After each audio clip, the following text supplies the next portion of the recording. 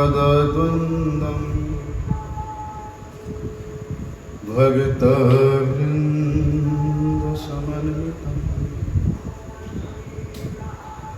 श्रीचैतन्य प्रभु वन्दे नित्यानन्दसहोदितं श्रीनन्दनन्दनं वन्दे राधिका चरणद्वयं गोपीजनसमायुक्तं वृन्दावनमनोहरम् निन्दन्तं पुलकोत्करेण विकसन् नीपप्रसून्नच्छविं प्रोद्वीकृत्य भुजद्वयं हरिहरिरिति उच्चैर्वदनं मुहुः नृत्यतं धृतमश्रुनिर्झरचये सिञ्चन्तमुर्वीतलम् गायन्तं निजपार्षदै परिवृतं श्रीगौरचन्द्रं नुमः श्रीगौरचन्द्रं नुमः श्यामं गुरुजनभं स्फुरदसितपट प्राप्तिरम्या वकुण्ठा रम्यां धन्यां स्ववेणुशुचिकुरनिकरा लम्बपादां किशोरीं तर्जन्यं गुष्ठयुक्तं हरिमुखकुहरे युञ्जतीं नागवल्ली पर्णं कर्णायताक्षीं त्रिभुवनमधुरां राधिकां भावयामि श्रीराधिका स्मरयामि वाञ्छाकल्पतरुर्भ्यश्च कृपा सिन्धुभ्यैव च पतितानं पावनेभ्यो वैष्णवेभ्यो नमो नमः। पतित पावन परम करुणामय परम आराध्यतम गुरुपाद पद्म नित्य लीला प्रविष्टम विष्णुपाद परमहंस परिव्राजकाचार्य अष्टोत्तर शत श्री श्रीमद शिव भक्ति वल्लभ तीर्थ गोस्वामी गुरु महाराज जी के श्री अभय चरण कमल में अनंत कोटि साष्टांग दंडवत प्रणाम करते हुए उनकी अतिथि की कृपा प्रार्थना। परम आराध्यतम शिक्षा गुरुपाद पद्म नित्य लीला प्रविष्टम विष्णुपाद परमहंस शिव भक्ति विज्ञान भारती गोस्वामी महाराज के चरण कमल में अनंत कोटि साष्टांग दंडवत प्रणाम करते हुए उनकी अहित कृपा प्रार्थना।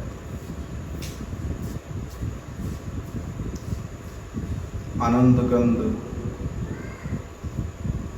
भगवान श्री गौर श्याम जुगल के सर्वभूत मधुर लीलास्थल चिन्मय धाम श्री वृंदावन की असीम अनुकंपा से कलिजुग पावन अवतार भगवान श्री गौरांग महाप्रभु जी के परम प्रिय पार्षद श्री प्रबोधानंद सरस्वती पाद जी द्वारा विरचित श्री वृंदावन महिमामृतम के माध्यम से सुमधुर लीलास्थलियों से युक्त इस वृंदावन के चिन्मय महिमा को श्रवण करने का परम सौभाग्य प्राप्त हो रहा।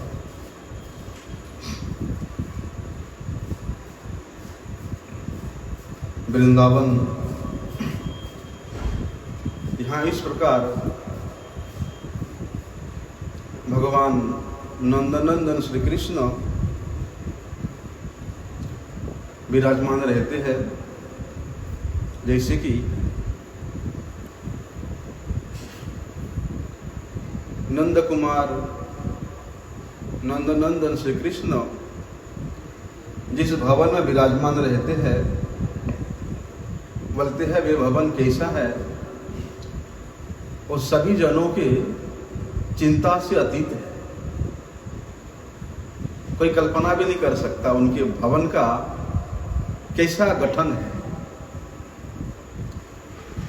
और बोलते हैं चिंता मणिमय विशाल 7 परकोटा, ऐसे 7 बाउंड्री है, गोलाकार बाउंड्री। वे भी किस प्रकार मणिमय है। किस प्रकार के मणिमय? चिंता मणिमय है। और वो 7 परकोटा अर्थात बाउंड्री के बाद वो जो मन को हरने वाला नंदराय जी का जो भवन है, वो इस प्रकार तेज का विस्तार करता है, इस प्रकार प्रवाह का विस्तार करता है, जिस प्रवाह के सामने बोलते हैं दर्शक जनों का नेत्र विस्मित हो जाता है। जिस प्रकार एक ब्रह्मांड के सूर्य का निरीक्षण करना, सूर्य का दर्शन करना इन आंखों के लिए संभवपर नहीं होता। यदि कोई सूर्य को उस गोलाकार पिंड सदृश, उस तेज पुंज सदृश सूर्य को कोई इन आंखों से देखने का प्रयास करता है तो उसके आंखों में चक्कर आ जाती है, आंख ही खराब हो जाता है। तो बोलते ऐसे ही वे 7 परकोटा के अंत में मध्य भाग में जो नंद भवन है, नंदराय जी का जो भवन है, वे वैसे ही आंखों को इतना खराब तो नहीं करता, लेकिन विस्मित ऐसा करता है कि ऐसे विस्मयता से परिपूर्ण वे भवन है, वो वर्णना करना संभव नहीं है। और बोलते हैं वे कृष्ण भवन के चारों ओर बोलते हैं कि असंख्य, मतलब गिनने योग्य नहीं है, इतना है।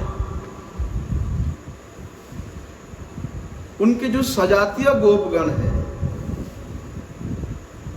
उनके वहां अद्वितीय पुरी, अद्वितीय बस्ती बसा हुआ है। मध्य भाग में नंदराय जी का भवन है और वो 7 परकोटा के बाहर में परार्ध संख्या से भी ऊपर जो स्वजातीय गोपगण है, उनका वहां बस्ती बसा हुआ है, उनका भवन वहां बना हुआ है। तो बोलते वे जो नंदराय जी का भवन है, बंदीजन वे भवन के एक एक वस्तु की वंदना करते हैं। वे भवन के एक एक सौंदर्य का वर्णन करते हैं और बोलते हैं ऐसे नहीं कि वे बंदी जन है तो उनको करना ही है। बोलते वे भवन को देखने मात्र से उन बंदी जनों में ऐसा उस भवन के प्रति, उस भवन में रहने वाले नंदराय जी के पुत्र श्री कृष्ण बलराम जी के प्रति इस स्वाभाविक प्रेम का उत्पन्न होता है, एक स्वाभाविक स्नेह का उत्पन्न होता है। वे प्रेम के कारण, वे स्नेह के कारण बोलते ये भी बड़े संदेहास्पद हो जाती है। संदेह का एक आधार बन जाता है कि वास्तव में ऐसा भी हो सकता है, ऐसा चिन्मयता, ऐसा अलौकिकता ये भी हो सकता है। देखो, दूसरों की बात तो छोड़ दो, तो नंदराय जी के भवन के चारों ओर से जो अन्य भवन है, दूसरे भवन है, वो किस प्रकार से अवस्थित है? गोलाकार रूप से अवस्थित है। जैसे हम लोग कई दिन से सुना था कि सहस्र पत्र कमलम गोकुलाक्ष महत्पदम, इस प्रकार कमल पुष्प के मध्य में कर्णिका होता है, और वे कर्णिका किस प्रकार का होता है? गोलाकार होता है ना। और कर्णिका के मध्य में केसर युक्त, केसर के मापी केसर युक्त वहां पर वो सब सौंदर्य होता है। तो बोलते वो जो गोलाकार कर्णिका है वो किस प्रकार है? वो कर्णिका के मध्य में 7 परकोटा विशिष्ट के बाद नंद भवन है, और उस 7 परकोटा के बाहर में गोलाकार पिंड, गोलाकार कर्णिका के मध्य में ही असंख्य आयुध संख्या में, परार्ध संख्या में गोप गणों का भवन है, बस्तियां है। वो भी किस प्रकार है? बोलते गोलाकार रूप में है।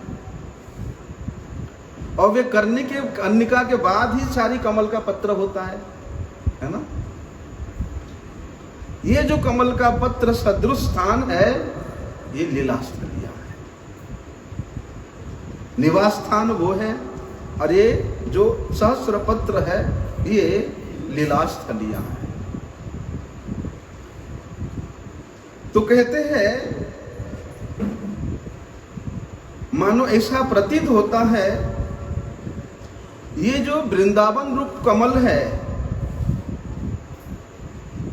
ये जो गोकुल रूप, गोलोक रूप जो कमल पुष्प है, इसको मानो आलिंगन करने के लिए सूर्यदेव अति निकटस्थ उनके मित्र के रूप में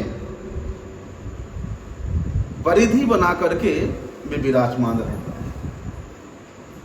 जिस प्रकार से दिखाई देता ना कभी कभी सूर्य के चारों ओर परिधि दिखाई देता है, वो भी अनेक रंग बिरंग परिधि होता है। ठीक उसी प्रकार जब आप जल में कमल को देखोगे और उसमें जब सूर्य किरण पड़ता है तो कमल के चारों ओर एक परिधि दिखाई देता है। वो परिधि किसका होता है? सूर्य किरण का होता है। उसी प्रकार ये वृंदावन रूप कमल पुष्प के चारों ओर, जैसे कि उस कमल पुष्प को आलिंगन करने की इच्छा से सूर्यदेव अपने परिधि विस्तार करके वहां विराजमान है। वास्तव में ये जो गोप गणों का जो भवन है ये भी गोलाकार भवन ही है, और इन भवनों के चारों ओर जो परिधि है वे भी गोलाकार ही है। इसीलिए कहते हैं कि अर्थः सर्वजनार्थनामति गताः कामा निकामाग्रिमाः धर्मः कर्मठवेद धर्मा महिता मोक्षस्य मोक्षातिगाः तेषां तत्र वसन्ति सेवकतया कृष्णाय तृष्णाजुषां यद्धर्मार्थ सुहृत् प्रियात्मतनय प्राणा स्वजास्तत्कृते तावत् रागादयस्तेन तावत् कारागृहं गृहं तावत् मोह अंध्रि निगरो यावत् कृष्ण नते जनः प्रपंचम निष्प्रपंचोपि विडम्बयसि भूतले प्रपन्न जनतानंदो संदेहं प्रथितुं मे प्रभो जानन्त एव जानन्तु किं बहुक्त्या न मे प्रभो मनुष्यो वपुषो वाचो वैभवं तव गोचर अनुजानीहि मां कृष्णं सर्वं त्वं वेत्सि सर्वदृक् तमेव जगतां नाथो जगत एतत् तवार्पितम्। देखो क्या बोलते हो वहां पर, किस प्रकार बंदी जनों ने उस वृंदावन की, उस वृंदावन के भवनों की, उस वृंदावन के परकटों की वंदना करते हैं। और वास्तव में ये जो वृंदावन के प्रत्येक वस्तु है ये क्या करते हैं, इनके चिंतन करने मात्र से सभी कुछ प्राप्त हो जाता है। जैसे कि प्राय सभी जनों का इच्छा होता है अर्थ प्राप्त करना, तो वृंदावन भूमि का चिंतन करने मात्र से ये अर्थ को भी अतिक्रमण करके परमार्थ की प्राप्ति करा देती है। प्रातः संसार में लोगों की इच्छा होती है इच्छाओं के लिए वे कामनाओं की पूर्ति करते हैं। लेकिन कहते हैं भैया यदि तुम्हारे चित्त वृत्ति में यह वृंदावन की भूमि उद्भासित हो जाए तो जो काम, संसार की जो काम, वो परिपूर्ण रूप से विलुप्त होकर के यहाँ सर्वश्रेष्ठ काम जागृत हो जाएगा। वो सर्वश्रेष्ठ काम क्या है कि श्री कृष्ण सेवारूपी कामना, श्री कृष्ण सेवारूपी वांछा जागृत हो जाता है। और कहते हैं जो कर्मी जन है वे धर्म का आचरण करते हैं, वैदिक धर्म को अनुशीलन करते हैं।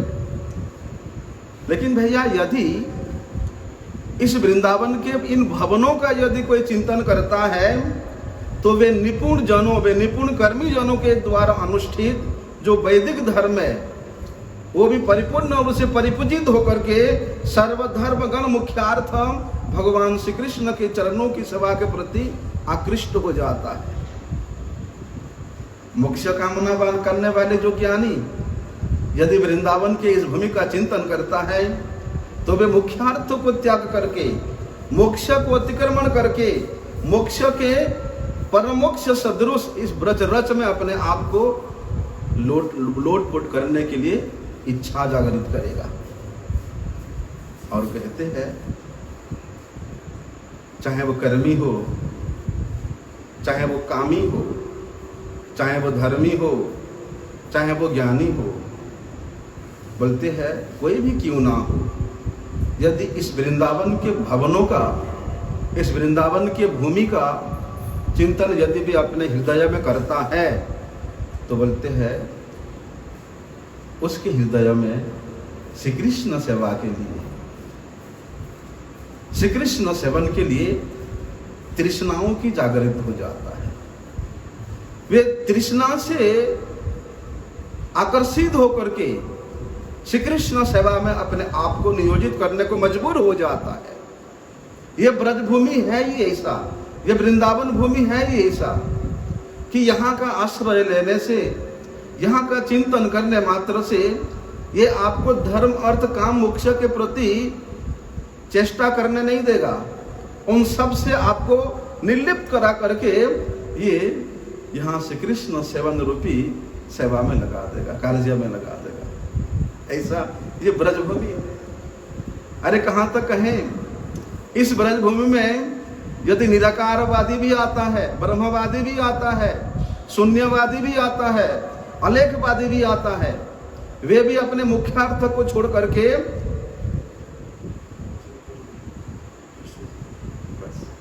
पूरे दिन मंदिर मंदिर में डोलते रहेंगे, ठाकुर जी का दर्शन करने का विलासा। ऐसा ये ब्रजभूमि है। लेकिन वे शून्यवादी, वे परार्थवादी, वे मोक्षवादी, वे अलेख महिमावादी इस ब्रज से बाहर रहे। वे कृष्ण नाम सुनना ही नहीं चाहते, कृष्ण कथा सुनना ही नहीं चाहते हैं। वे यदि वृंदावन का आश्रय लेते हैं तो ये वृंदावन भूमि उनके उस मुख्यार्थ चिंतन को हटा करके यहाँ पर विशेष रूप से श्री कृष्ण चिंतन में ही लगा देता है। ऐसा ब्रजभूमि है। तो कहते हैं देखो, श्री कृष्ण सेवा के लिए तृष्णार्त होकर के, लालायित होकर के, लोभित होकर के जब यहाँ ब्रज में वास करेगा, इस प्रकार इन ब्रजवासियों ने यहाँ निवास करते हैं। इन ब्रजवासियों का एक ही उद्देश्य है कि किसी भी प्रकार से श्री कृष्ण को प्रसन्न किया जाए, उसको सुखी किया जाए, उसको आनंदित किया जाए, उसको प्रसन्न किया जाए, और दूसरा कोई चेष्टा नहीं है।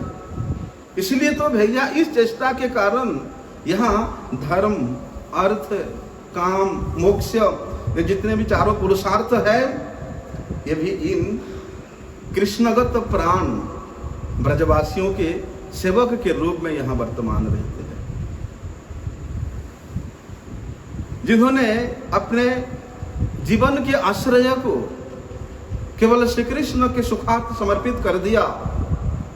उसके लिए और दूसरा कुछ करने की कोई आवश्यकता नहीं है। साक्षात मुक्ति देवी भी मुकुलितांजलि सेव्यते अस्मान। उन कृष्णगत प्राण सेवक का, ब्रजवासियों का सेवा करने के लिए वे मुक्ति देवी भी हाथ जोड़ करके यहाँ प्रार्थना करती है। और धर्म अर्थ काम की बात तो छोड़ दो। इसलिए भैया ये वृंदावन में जितने भी ब्रजवासियों का गृह है, धन है, शरीर है, प्रिया है, आत्मा है, प्राण है, पति है, अंतःकरण है, सब किसके लिए है? श्री कृष्ण निमित्त है, अपने लिए नहीं। जो कुछ है यहाँ इन ब्रजवासियों का सब श्री कृष्ण के लिए ही है। अरे कहां तक कहें?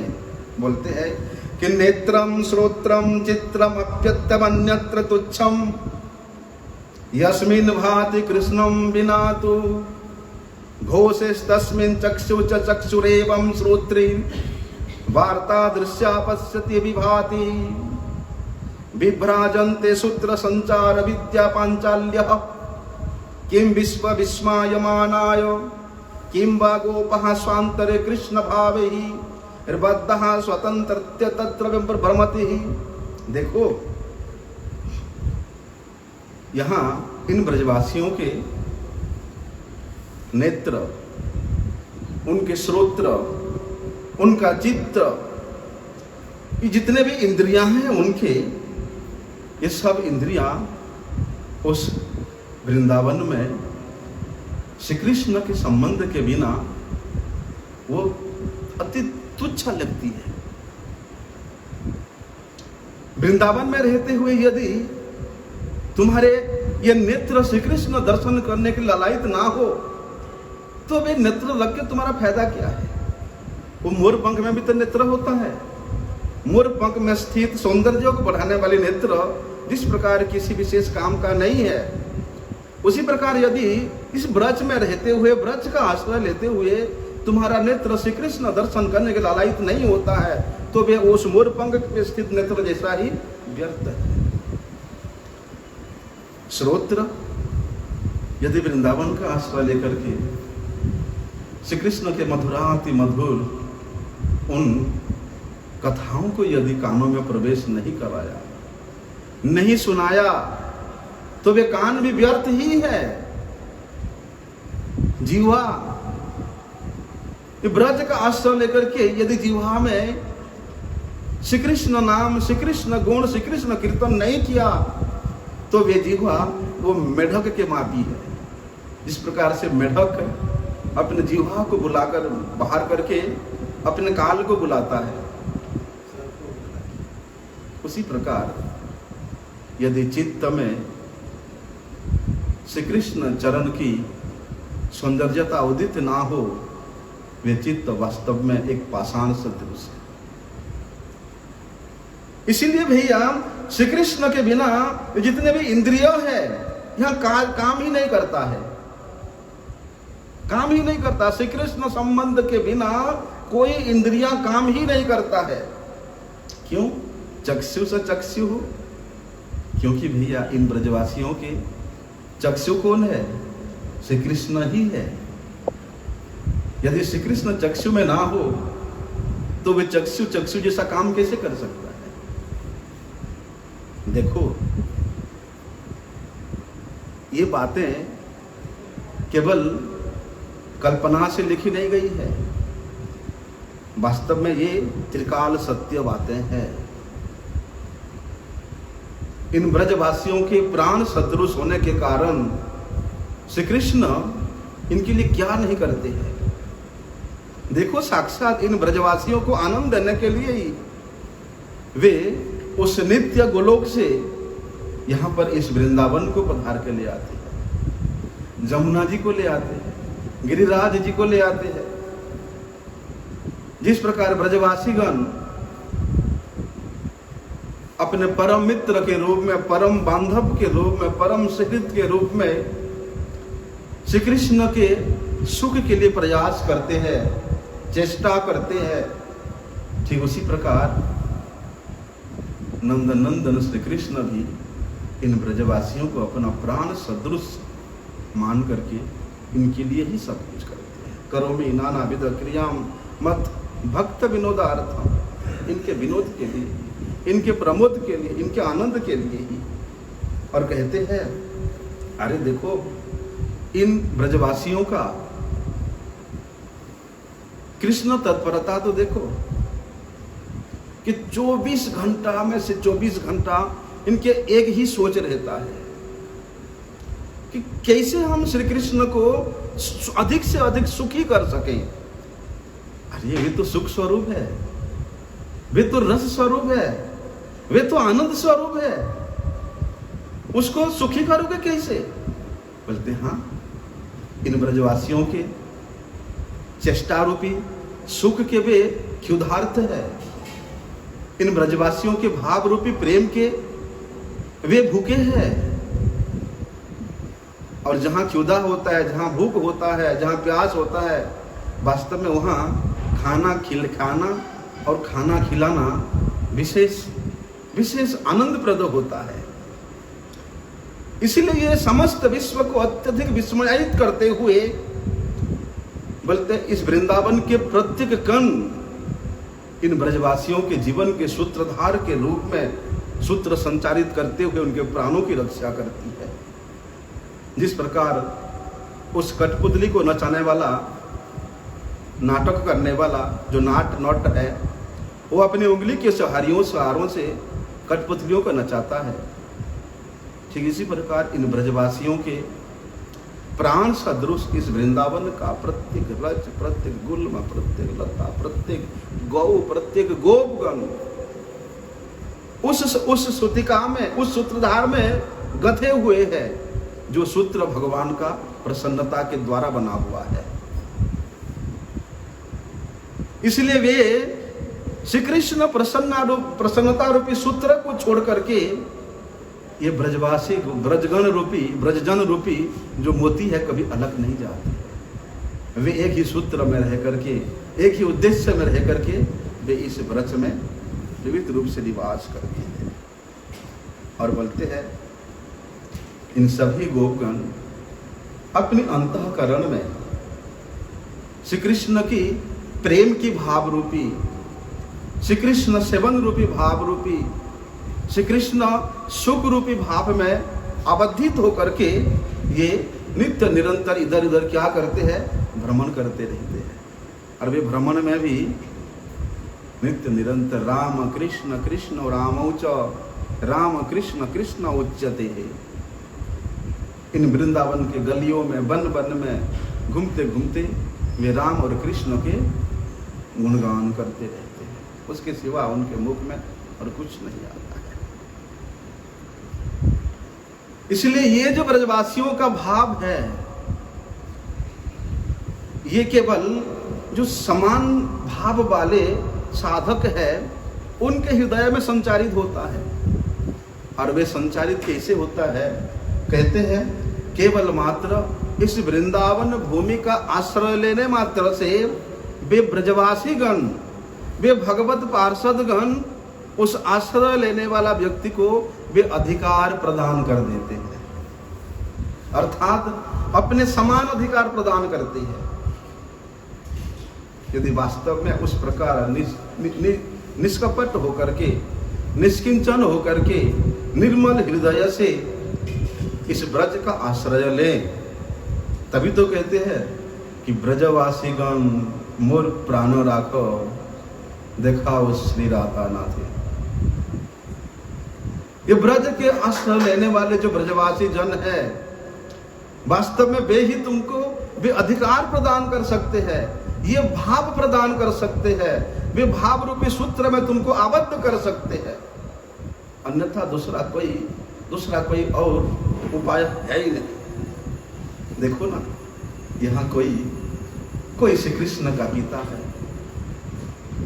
कोई श्री कृष्ण का माता है, कोई श्री कृष्ण के पिता के सहोदर है, भाई है, बंधु है। ये परस्पर जितने भी संबंध है, किस प्रकार के संबंध है?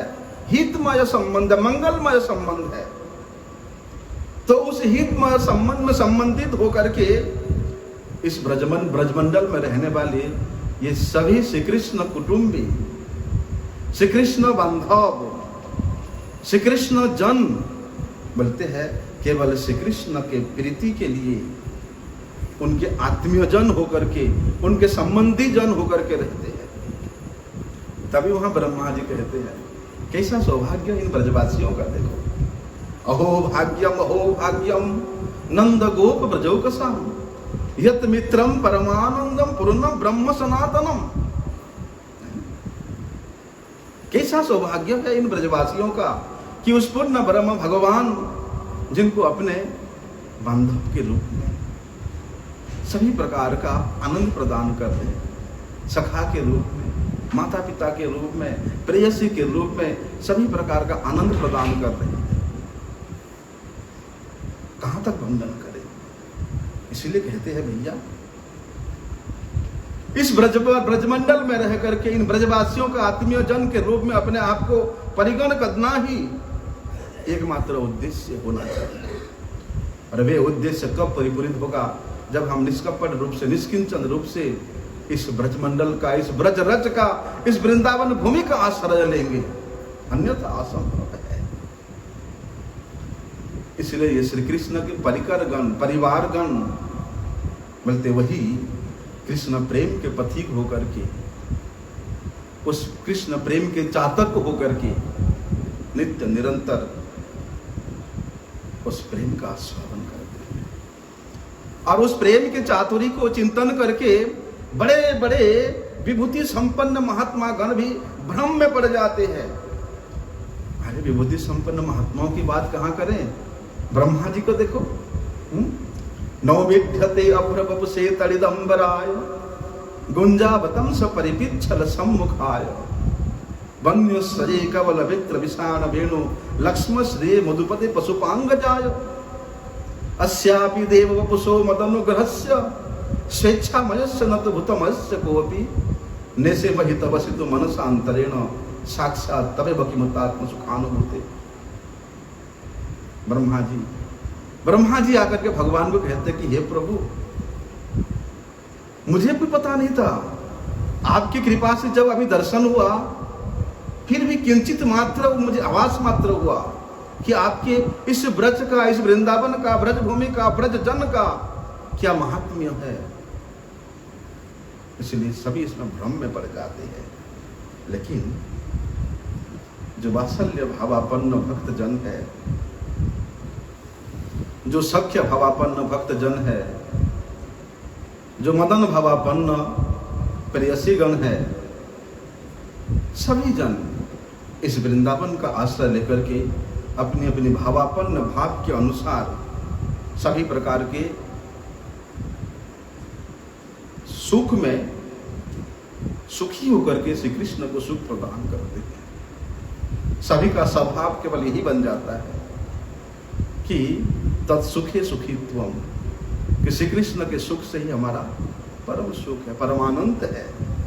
इसलिए कहते हैं भैया अन्यथा किमपि विभाव्यते संभाव्यते वृंदावन्यासने तज्जति दासम अनुभाव्य भाविता तदा भव्यम एव खलु भव्यम न चेन्नम काव्यताम काव्यताम व्यभिचारिताम अथवा तथापि यत् किंचिदपि तेषां वांछितं स्यादेवीं सर्वमंचितमेव मन्यामहे वृंदावनेस्तु। इस प्रकार की परम भाव इस वृंदावन के अलावा अन्यत्र कहीं प्राप्त नहीं होता है। इसलिए देखो, और कुछ विचार करके, कुछ सोच करके इस वृंदावन के चरित्र को चित्रण करना वो असंभव है। यदि इस वृंदावन का चरित्र, यदि इस वृंदावन के माधुर्य संतों के, भक्तों के, उनका जीवन का विषय हो गया तो वास्तव में वो तो मंगल ही मंगल है। और वास्तव में जो संत जन होते हैं उनका विषय मतलब उनकी आवश्यकता, उनके उद्देश्य यही है वृंदावन।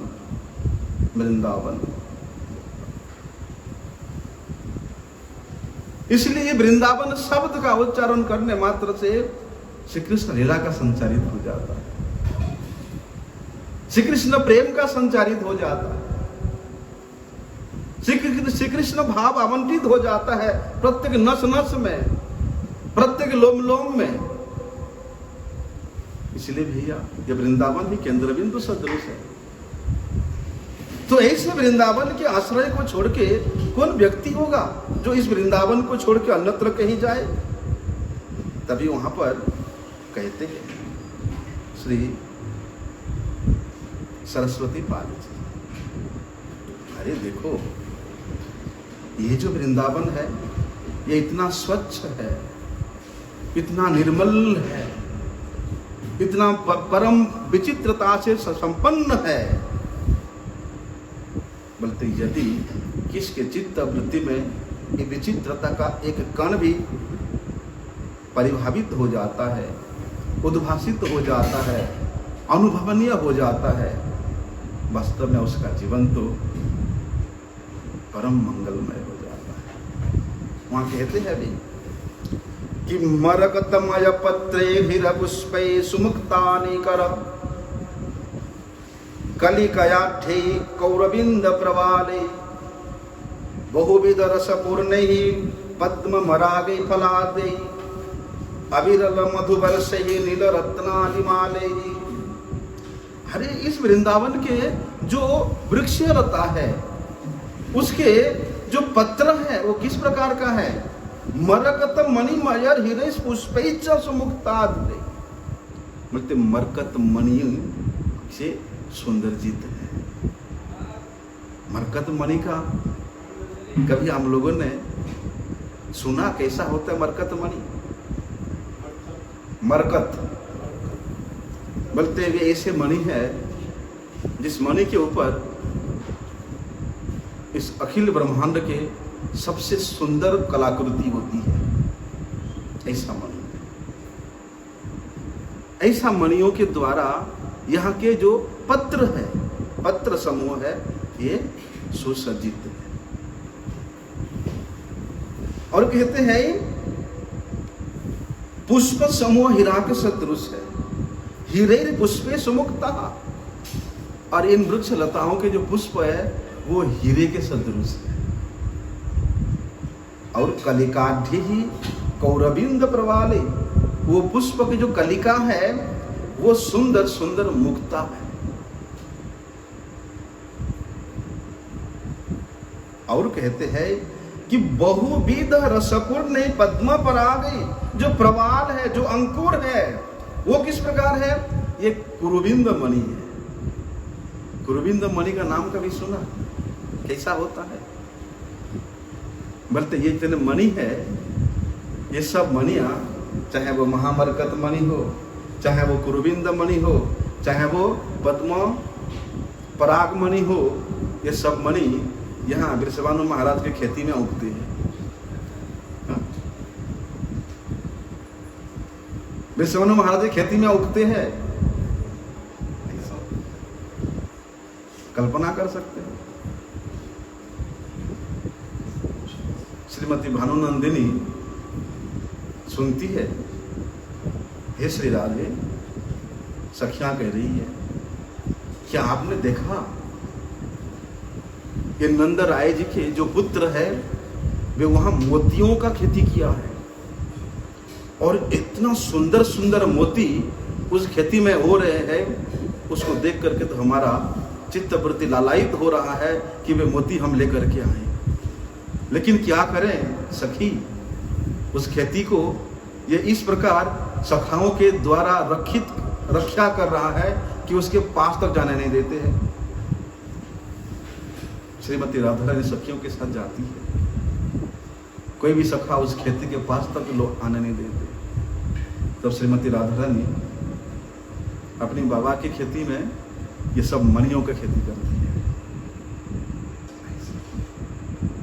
इसीलिए भैया कहते हैं फलाधेर अविरल मधु बरसे नील रत्नादि माले ही। यहाँ के जो फल है ये एक रस से युक्त नहीं है। एक फल में आपको सभी प्रकार के रस का आस्वादन होगा, चाहे वो चैव्य हो, चोष्य हो, लेह्य हो, सभी प्रकार के रस का एक ही पल में आप आस्वादन कर सकते हो। और बोलते हैं इतना ही नहीं, बोलते हैं यहाँ के जो पुष्प है ये नित्य निरंतर अविरल रूप से ये मधु की वर्षा करते हैं। मधु वर्षे ही नील रत्ना भीमालय ही, और वे मधु क्षरित कराते हुए, मधु वर्षा कराते हुए वे यहाँ के वृक्ष राजी, वे यहाँ के पुष्प राजी बोलते नील रत्नों के समान सुसज्जित होकर के वे माला में पिरे हुए परिवेष्टित होकर के श्री कृष्ण के गले में सुशोभित होते। तो ऐसे जो वृंदावन के वृक्षराज है, इनके पत्र, इनके पुष्प, इनके फल कितना महिमा से संयुक्त है।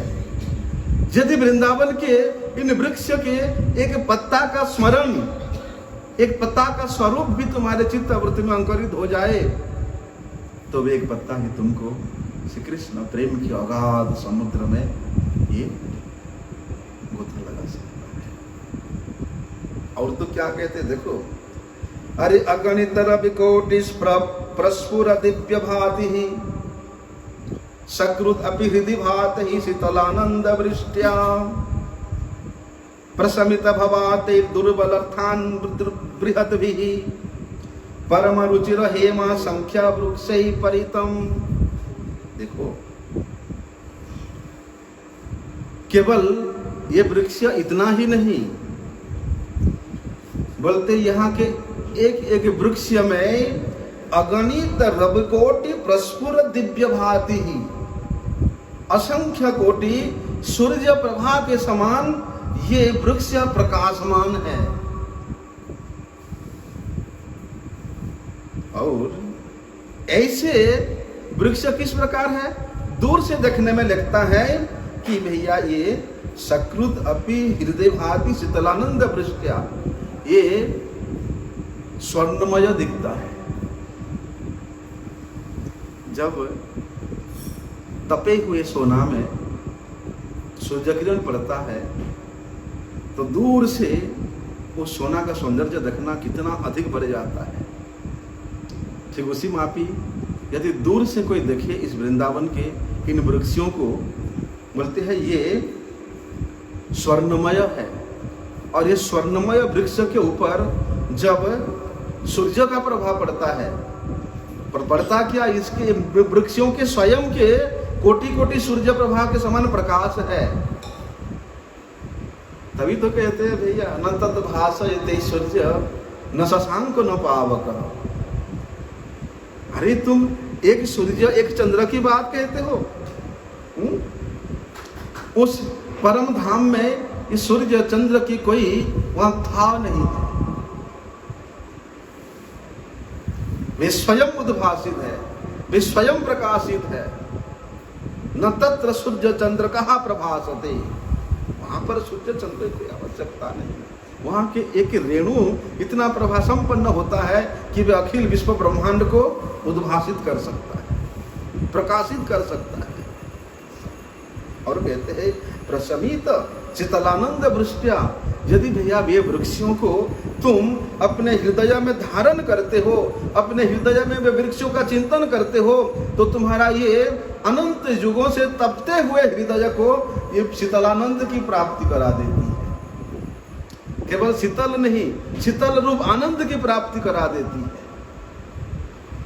प्रशमित भवताप दुर्लभार्थान, इतने जन्मों से भवताप से तुम्हारा जर्जरित हृदय को, कलुषित हृदय को ये परिष्कार करके, निर्मुक्त करके ये क्या करता है, प्रशमित कर देता है, एकदम ठंडा कर देता है, निर्मल कर देता है। और बृहत भी परम रुचिर हेमाशांख्य वृक्ष ही। और कहते हैं अरे केवल तुम्हारे संसार ताप को प्रशमन करते नहीं, यहाँ के वृक्ष बोलते हैं वे वृक्ष का चिंतन तुमको दुर्लभ पुरुषार्थ को प्रदान करने वाला है। और दुर्लभ पुरुषार्थ क्या है, श्री कृष्ण प्रेम। श्री कृष्ण प्रेम की प्रदान कर। तभी तो वहां कहते हैं, देखो भैया, कि वृंदाटव्याम अगणिता चिदानंद चंद्रो जलायाम सांद्र प्रेमामृत रस परिस्पंदन ही शीतलायाम कुजन मत्त द्विजकुल वृतांत कल्प द्रुमायाम राधा कृष्ण बचला विहृत्य कस्य नोयाति चेतः। कितनी सुंदर बात से प्रभुदान सुंदर कहते हैं कि देखो, अरे वृंदाटव्यम अगणित चिदानंद चंद्रोज्जलायम, कि भैया ये वृंदावन में असंख्य चिद आनंद से परिपूर्ण चंद्र अपनी चांदनी के प्रकाश से द्वारा सभी के हृदय को प्रकाशित करते हुए वहां श्री कृष्ण चंद्र को दर्शन कराते हैं। चाहे वो स्थावर हो, चाहे वो जंगम हो, चाहे वो पशु हो, प्राणी हो, लता वृक्ष, सभी में, सभी के हृदय में यहाँ पर श्री कृष्ण चंद्र का दर्शन होता है। और सांद्र प्रेमामृत रस स्पर्शंदन शीतलाया, उस लहर में, उस किस लहर में बोलते हैं, निबिड़ प्रेमामृत रस के लहर में, घनीभूत प्रेमामृत रस के लहर में ये क्या करते हैं, हिलोरे देते हैं, उसको परिस्पंदन कराते हैं, उस शीतलता से युक्त उस लहर में उसको आनंदित करते हैं। इसलिए कुजत मत्त द्विजकुल वृतान कल्प कल्प द्रुमायाम, इसलिए यहाँ के ये जो पक्षीकुल है,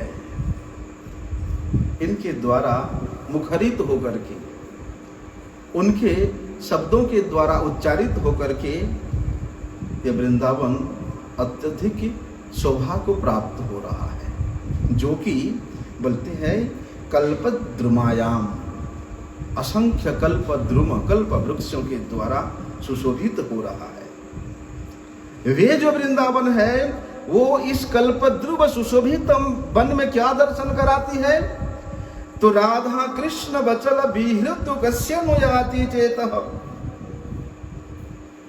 कि वे कल्प वृक्ष दर्शन कराती है। क्या कि राधा कृष्ण बचल विहृत, श्री राधा कृष्ण उन कल्प वृक्ष के नीचे में किस प्रकार विराजमान है, रत्न सिंहासनोपरि, उसका दर्शन कराते हैं कल्प वृक्ष। और बोलते हैं इस वृंदावन का आश्रय लेने के बाद भी यदि जिसका चित्त वृत्ति ऐसे श्री राधा कृष्ण की ओर धावित ना हो, उस चित्त का क्या काम है, उस चित्त तो वृथा ही है, वृथा चित्त है।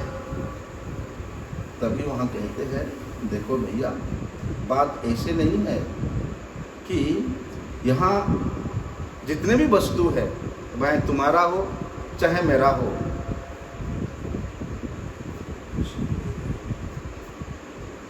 वो तो है ही, साथ में बोलते यह मेरा बोल के कुछ है ही नहीं, कि सपर सकल वस्तुन्यत्र सूर्येन्दु कोटि छवि सुविमलत सच्चिद विग्रहे सद्गुणोदय बहिर्गत दुर्गंधे अर्घ्यमालम्ब्य नित्यम श्रुति अभिरस वस वृंदावन्यम अन्यान्यपेक्ष्य। देखो, अरे यहाँ की प्रत्येक वस्तु स्व हो या पर हो, उसमें कोटि कोटि सूर्य और चंद्र के कांति से युक्त वस्तुएं हैं, प्रत्येक वस्तु। इतना ही नहीं, बोलते वे निर्मल है। भाई, जिसका हृदय निर्मल होगा वही इन वस्तुओं में निर्मलता को देखेगा। जिसका हृदय चिन्मय है वे इन सब मूर्ति में चिन्मयता स्वरूप श्री राधा कृष्ण के उस रूप का दर्शन करेगा। और बोलते हैं यहाँ के प्रत्येक वस्तु अरे मूर्तिमय है, जड़ नहीं है, सब मूर्तिमय है। कैसा मूर्तिमय? चिन्मय मूर्तिमय है। और चिन्मय गुण से आविष्ट होने के कारण ये प्रत्येक वस्तु सभी को चिन्मय आनंद प्रदान करते हैं। इस प्रकार का चिंतन करके, इस प्रकार का अनुभव करके, यहाँ के प्रत्येक वस्तुओं के प्रति दृष्टिपात करके बड़े धैर्य के साथ वृंदारण्यम अनान्यपेक्षा इस वृंदावन में वास करना, इस वृंदावन का आश्रय लेना। आगे का विषय वंशा कल्पना